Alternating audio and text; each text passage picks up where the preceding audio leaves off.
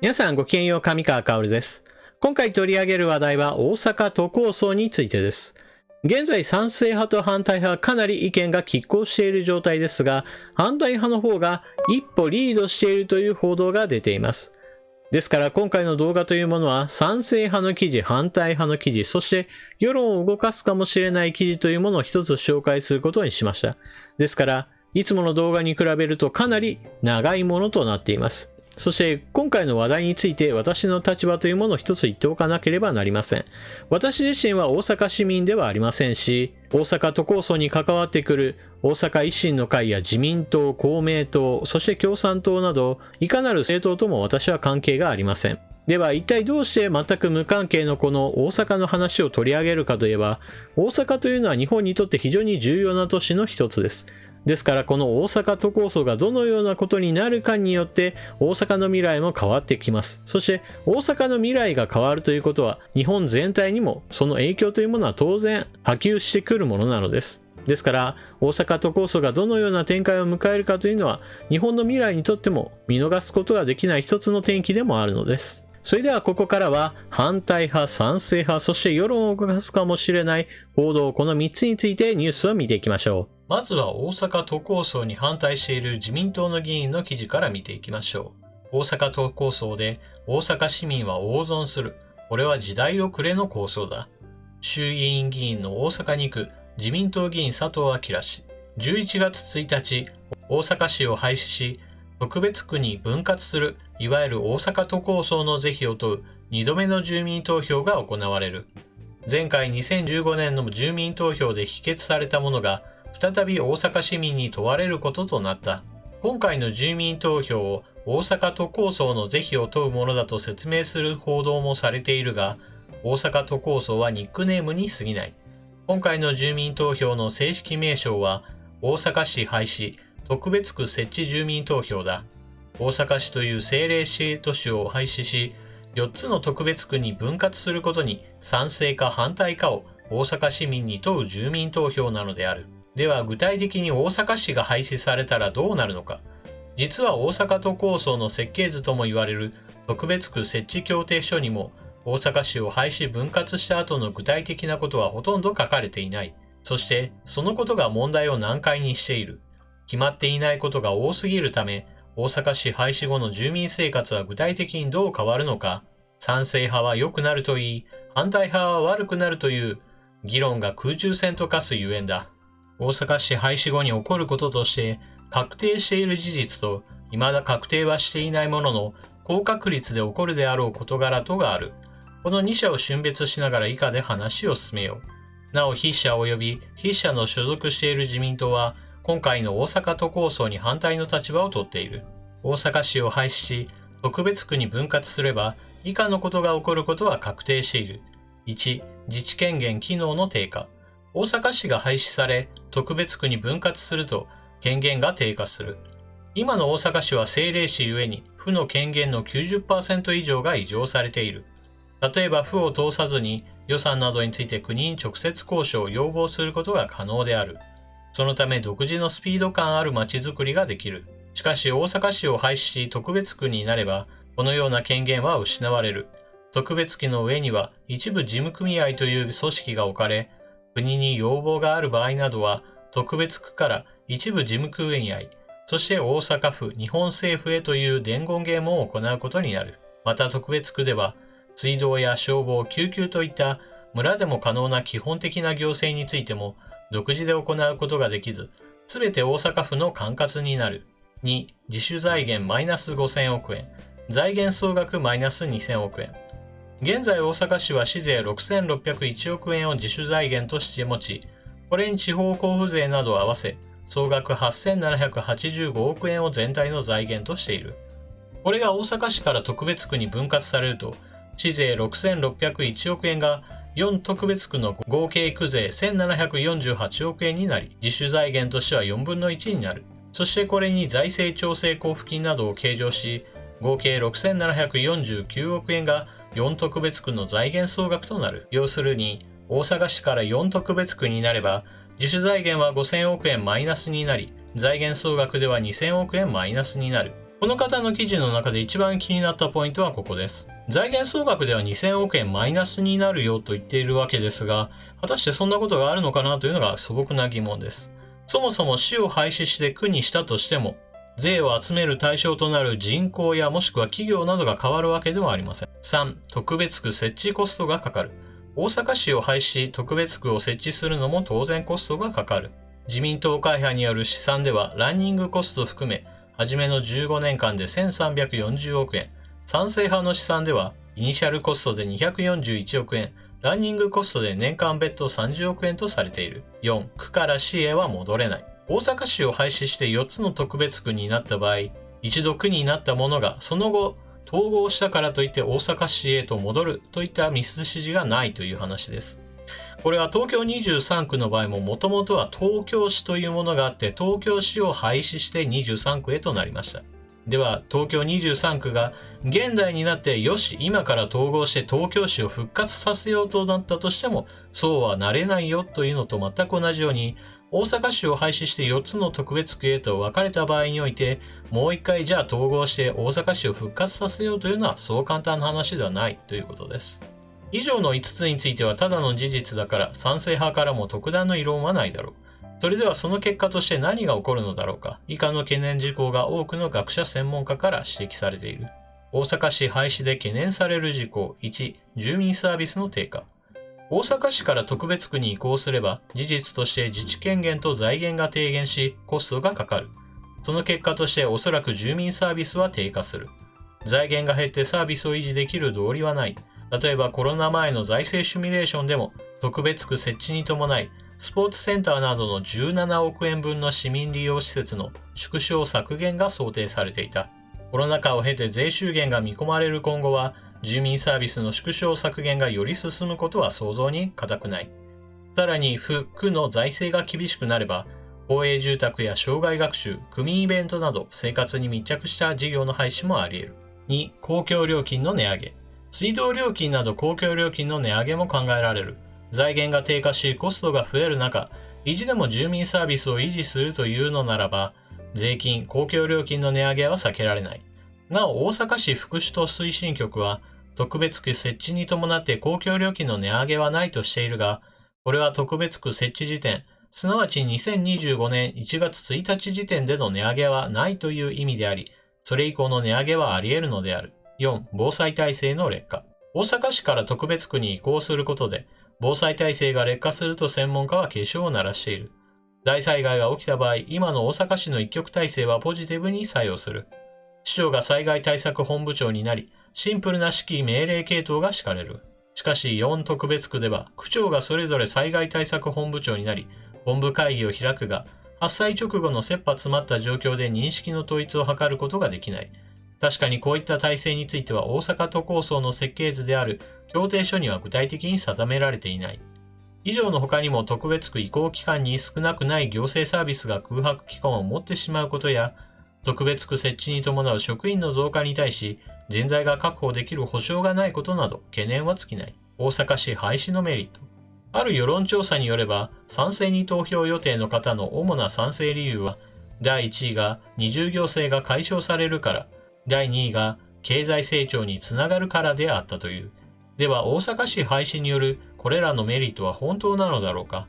例えば維新の会の政策パンフレットには大阪市立中央図書館と大阪府立中央図書館が二重行政の例として挙げられている。大きな図書館が2つもあるのは無駄だというらしい。しかし2つの図書館にはそれなりに距離があるし、住民にとって図書館の選択肢が二重にあることは財産以外の何物でもないと筆者などは思う。またどうやら大阪市と大阪府で仲が悪くて意見調整が大変なことを二重行政と表現する場合もあるらしい。意見の調整をたやすくするために大阪市廃止が必要なのだと賛成派は主張する。しかし大阪市を廃止し特別区に解体すると意見調整の回数自体は増える。特別区と大阪府の間に一部事務組合という組織が挟まり、結局この3者の間で意見調整が発生するからである。今一つ何が悪いのか誰もわからずにイチャモンをつけているのが二重行政の正体ではないだろうか。しかも賛成派の松井一郎大阪市長は、現在の大阪には二重行政はないと市議会の答弁で言明している。もはや賛成派が何と戦っているのかよくわからないのが本音だ。次に大阪市を廃止したところで経済成長につながるわけではないということは強調しておきたい。都市制度と経済成長に因果関係は証明されていないのである。これも再三専門家から指摘を受けている点だ。しかも4年以上の歳月と多大な労力をかけて行政システムの移行に専念し、その間の成長戦略はどのように展開されるのか不安が尽きない。そもそも政令市を特別区にして経済成長するなら他の自治体でもやっている。しかし、横浜市や名古屋市を廃止するだなんて話は聞こえてこない。地方分権、地域内分権への逆行。これまで東京一極集中を是正するため、国を挙げて地方分権の方向に舵を切ってきた。その流れの中で市町村を合併し、また政令市や中核市を増やしてきた経緯がある。そして道府県の持つ権限を政令市や中核市に移譲する取り組みを進めてきた。より住民に寄り添った効率的な行政サービスを提供できる地域内分権を推進してきたのである。道府県から大きな市へというのが日本全国での地方分権の進め方だ。特に菅総理はこのコロナ禍への対応を見て、災害などに機動的に対応ができる政令市の権限をさらに強化する考えを示された。こういった流れに沿って大阪市を強化し、町と大阪の発展につなげていくべきだというのが自民党議員としての筆者の意見である。しかしこれに逆行し、大阪市の権限と財源を府に移行させようとするのが大阪都構想なのだ。時代遅れの構想だと筆者は思う。と、ここまでが反対派の記事だったわけですが、ここから先は賛成派の記事を見ていきましょう。今回取り上げたのは現代ビジネスからなのですが、その同日に反対派と賛成派両方が記事を出しているという展開になっていました。ただし立場としては、反対派の方は自民党議員で賛成派の方は経済学者の高橋洋一さんでした。大阪都構想二重行政によって失われてきた膨大なコスト。地方の政治イベントが続々と。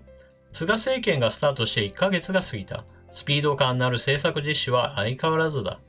菅政権が順調にスタートする中で、地方では重要な政治イベントが進行している。大阪都構想の是非に関する住民投票だ。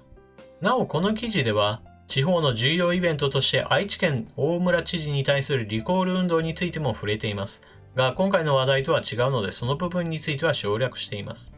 大阪では大阪府と大阪市の二重行政の解消などを目的とする大阪都構想について2度目の住民投票が11月1日に行われる。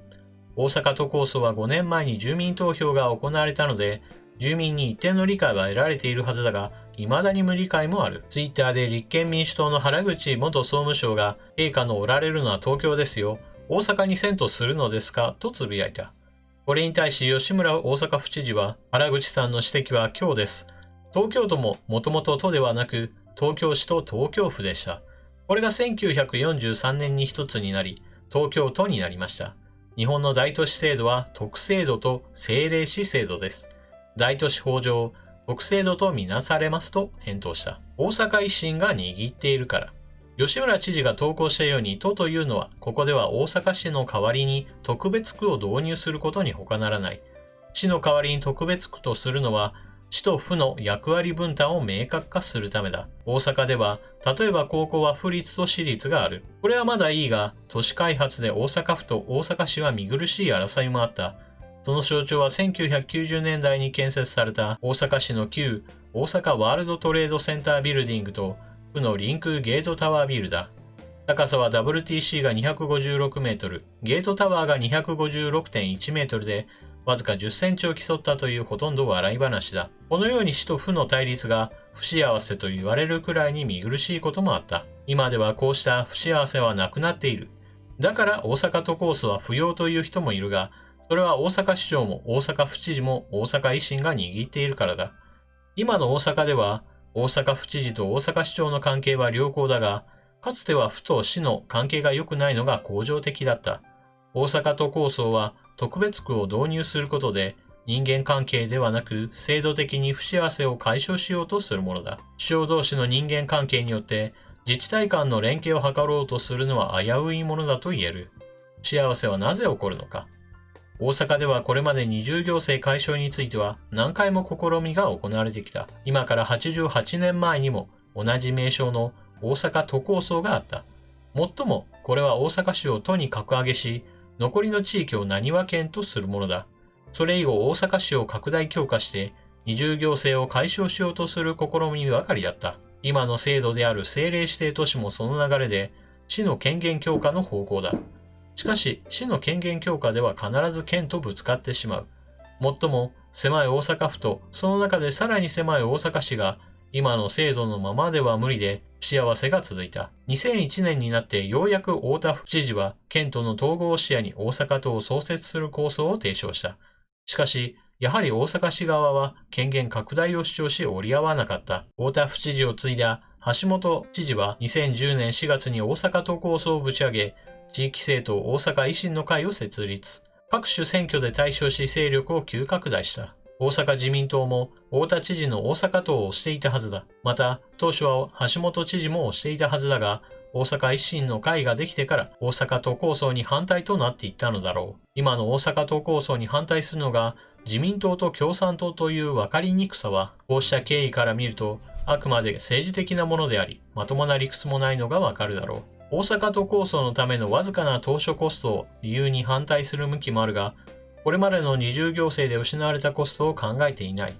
さらに今は歴史的例外的に府知事と市長の関係がいいので、二重行政の弊害がないが、将来府知事と市長の人間関係が悪くなったら、その時のコストは馬鹿にならないほど大きい。せめて大阪都構想に反対するなら、従来言われてきた大阪市の権限拡大でも言えばいいものを、それすら言えないようでは検討に値しない。反対のためにする反対でしかない。ターミネーターのように、大阪都構想反対のために、維新は中国にすり寄っているなどの怪情報が流れている。しかし、国政の維新は、香港情勢について口頭としていち早く声明文を出すなど、中国に対して最も毅然とした対応をとっているし、ありえない話だ。東京では東京市がなくなって、都と特別区の役割分担になってすっきりしている。しかも大阪の特別区は東京の特別区より強力だ。大阪市と大阪府の二元二重行政は、大阪の成長発展を阻害してきた。府都になるなら、大阪市役所の関係者らの既得権者は去ってもらった方がいい。二重行政解消のためには、大阪市の権限拡大と大阪市の分割の2つが論理的にある。しかし、歴史を振り返ってみると、大阪市の権限拡大が選ばれがちだったのは、大阪市長や大阪市役所の保身という政治的な理由である。一般の政治家であれば、大阪市長は保身のために、大阪市の権限拡大を主張するはずだ。それなのに松井大阪市長は、大阪市と共に自ら役割を得るという、これまでの政治にない潔さがある。まるで映画ターミネーター2でシュワルツェネッガーが扮するターミネーターが最後に敵を倒した上で親指を立てながら溶鉱炉の中へ沈んでいくあの名シーンを彷彿とさせる。さて、反対派賛成の派の記事という具合にして見てきましたが、反対派の人たちが盛り上がる、そういった記事が出ているので、これもご紹介しましょう。これは毎日新聞で大阪市4分割ならコスト218億円増。都構想実現で特別区の収支悪化も市が試算。大阪市を4つの自治体に分割した場合、標準的な行政サービスを実施するために、毎年必要なコスト、基準財政需要額の合計が現在よりも約218億円増えることが市財政局の試算で明らかになった。人口を4等分した条件での試算だが、結果が表面化するのは初めて。一方、市を4特別区に再編する大阪都構想での収入合計は市単体と変わらず、行政コストが同様に増えれば、特別区の収支悪化が予想される。特別区の財政は11月1日、投開票の住民投票でも大きな争点で判断材料になりそうだ。この記事を受けて反対派の人たちというのは大いに盛り上がりました。今まで出てこなかった数値が出てきて、本来やっぱりこういった問題があるから都構想というものは反対すべきだという論が強まったのです。しかしこの試算には大きな問題がありました。というのも、大阪都構想というのは大阪市を廃止して4つの区にしましょうという話なわけですが、ここで行われている試算というのは、大阪市を4つの自治体、4つの市に作り変えたらどうなるかという試算なのだそうです。ですから、市を廃止して区を設置しますよという話とは実は全く違う話についての試算結果が出てきたのです。では、この記事は一体何だったのかという点について検証した人がいるので見ていきましょう。こちら、大阪未来ラボというツイッターのアカウントです。このアカウントは、大阪の未来を決める大阪都構想について検証する団体ですということで、こちらの方のツイッター、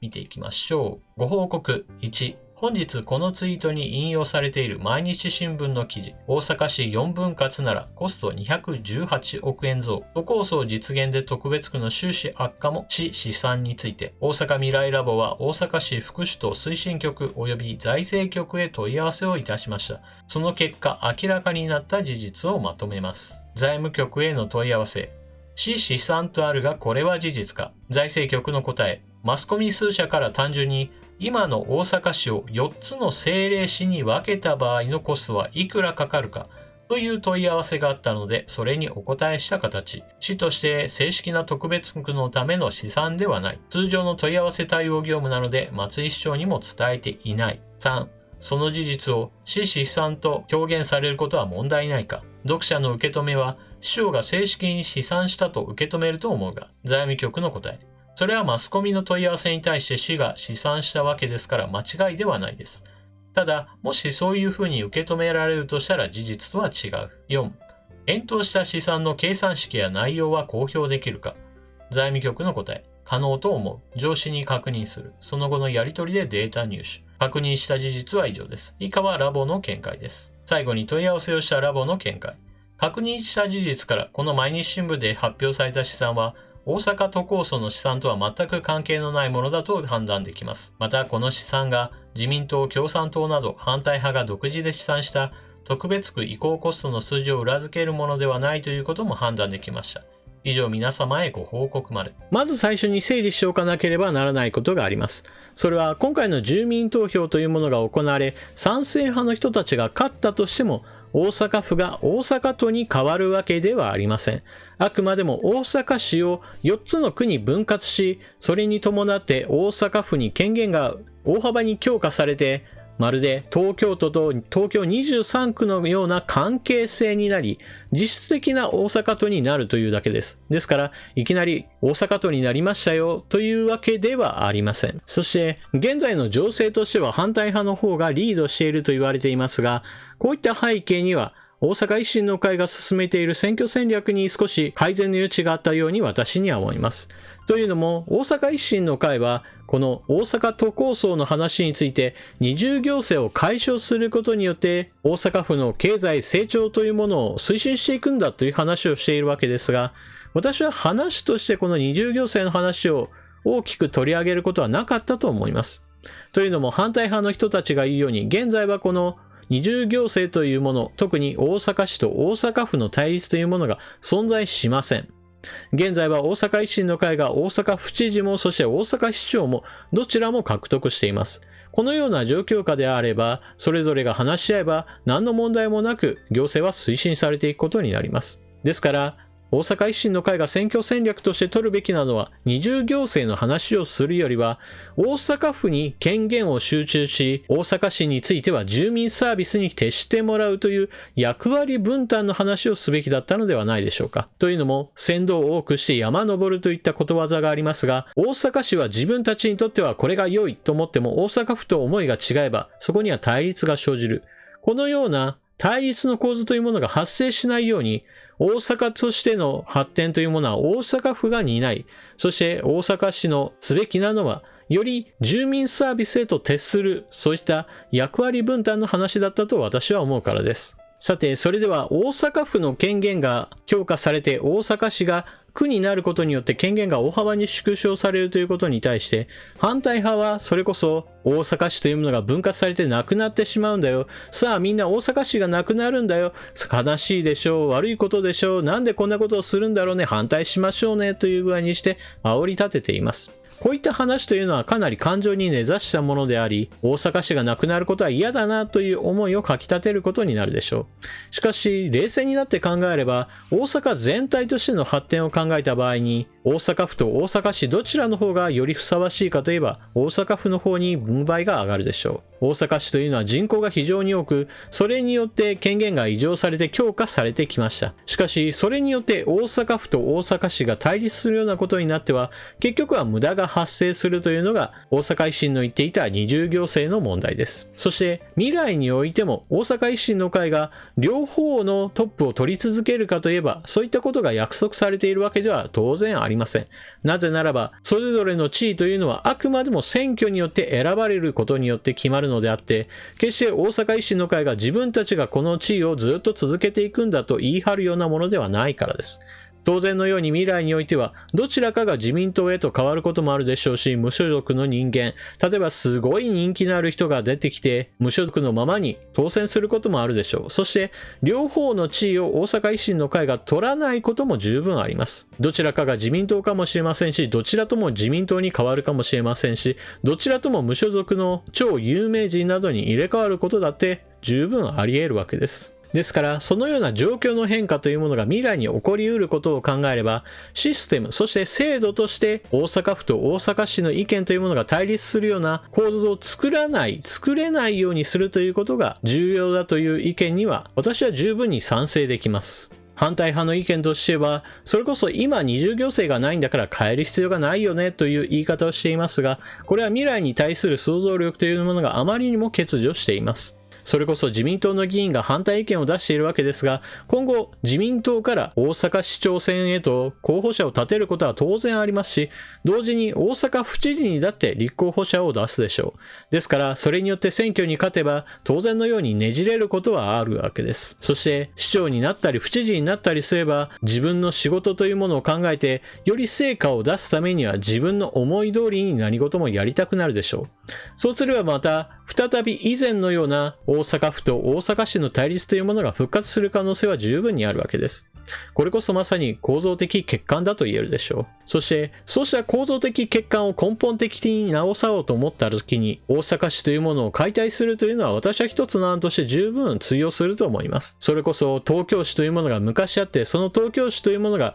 東京23区になって、東京全体を見るときには東京都が戦略を考え、それぞれの区においてはそれぞれの区における住民サービスを実行するという役割分担は大阪都構想にとっても十分に参考になるでしょう。そして反対派の人たちは今がうまくいっているんだから、このように制度を変えることによって大きな初期投資が必要であり、そして運営費についても上がるかもしれないということに不安があっています。私はその心配というのは当然だとは思いますが、同時に初期投資も運営コストが上がることも考えた場合に、同時にどれだけの行政効果として効率化が図れるか、そして未来に対する良い効果というものがどこまで広がっていくかということも十分検討すべきだと思います。なぜならば、初期投資というものがもしも否定されるべきものであるならば、どのような改善であってもできなくなってしまいます。ですから初期投資について言えば、それは取り返せることができるのであれば、それはあくまでも許容すべきものですし、また運営コストが上昇することについて言っても、全体としてプラス効果に何年でなるかといったことを考えれば、十分ペイすることができると私は思います。なぜならば、大阪の場合であれば大きくなりすぎたという問題があって、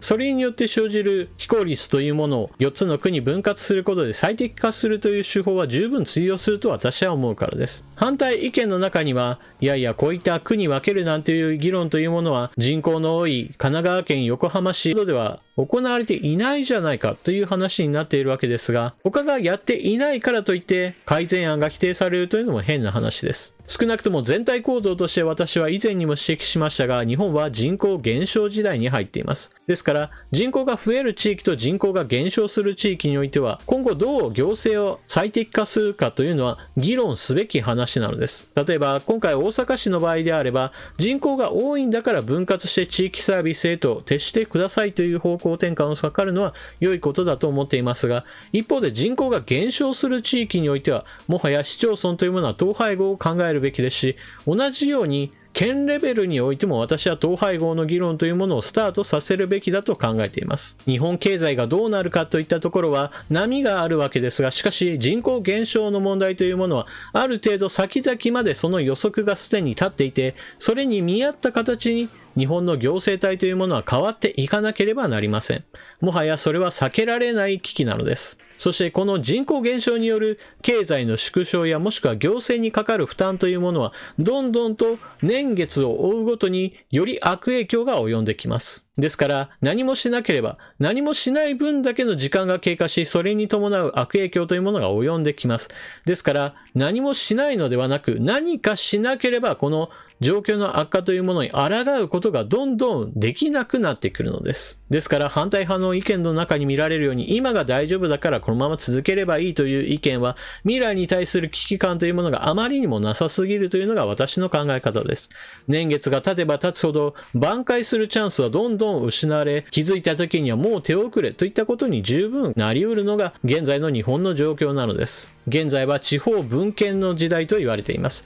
国から地方へと権限が移譲されていますが、それというのもそれぞれの地域で自分たちで生き残ってくださいというのをある意味政府がメッセージとして発していることでもあります。国としてはもう抱えきれなくなった部分がある。それぞれの地域においてそれぞれの地域で自分たちの地域に合ったサービスというものを考えて実施してくださいというのが一つのメッセージであり、時代の状況に合わせることができない自治体というのは住民サービスなどは凄まじい勢いで劣化していくことになるでしょう。ですから日本全国を見てこういった議論をしてないからまだまだ私たちは大丈夫だよねとあぐらをかいている地域こそが結局は最後まで時代の変化に追いつけず、それによって一番被害を受けてしまうという可能性が強いのです。ですからより良い案をいかにして積み重ねて建設的な議論を積み重ねていくかというのが非常に重要なのです。日本には世界経済が進んだとしても生き残っていくような非常に優れた企業がたくさんあります。それらの企業は例えばオンリーワンの技術を持っているようなそういった会社というものがたくさんあります。しかしそうした会社というのが生き残るにしてもそこで雇われている人というのは日本全体で言えば決して多いわけではありません。むしろごく非常にごく限られた一部の人に過ぎません。そしてそれらの企業というものが生き残ったとしても決して日本経済全体を引っ張れるほどの力はありません。日本経済は失われた30年と呼ばれていますが、今後についていてもじゃあバブル期を超えるような日本経済全体が潤うようなそういった景気が戻ってくるかといえば基本的には今のところありえないと言えるような状況です。ですから全体傾向として年月が経てば経つほど人口減少の悪影響によって日本経済そのものが縮小していくという予想に至って日本の行政体はそれに見合った形でより効率化を図っていき、それによって少なくとも経済の足を引っ張るような行政体であってはならないのです。最後に毎日新聞の報道についても触れましょう。毎日新聞では今回の報道によっておそらく反対派の人たちというのを後押しすることが目的だったと私は思います。なぜならば大阪都構想はどのようなものですかというのは公表されているわけで、その公表されている内容、大阪市を4つの区に変えますよという話について毎日新聞は全く違う前提での試算を頼んでいます。もしも大阪市を4つの市に分割した場合どのようなことになるのかという試算です。これは決して4つの区を作りましょうと同じ話ではありません。ですから前提が違うのですから結果についても当然全くありえない話になり、これが初めて出てきた数字ですと言って反対派の人たちを焚きつけるのであれば、これはかなりの世論誘導の記事だと私は言えると思います。そしてこの世論誘導というものは基本的にはやったもの勝ちな面があります。なぜならば今後毎日新聞が例えば本来の都構想とは違う話で試算をしてもらいましたという例えば謝罪なり訂正なりといったものをするにしても、